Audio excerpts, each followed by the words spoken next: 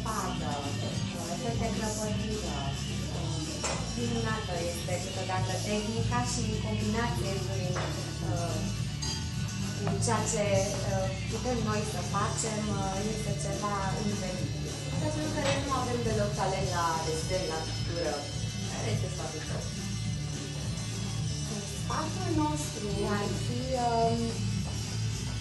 orice obiect alegem, dacă avem dorința și împodobim practic acel obiect cu tot ce gândim, cu culoarea zilei, cu ce simțim în acel moment, ne ajutăm de tehnicile pe care într-o scurtă prezentare le oferim tuturor celor care vin aici.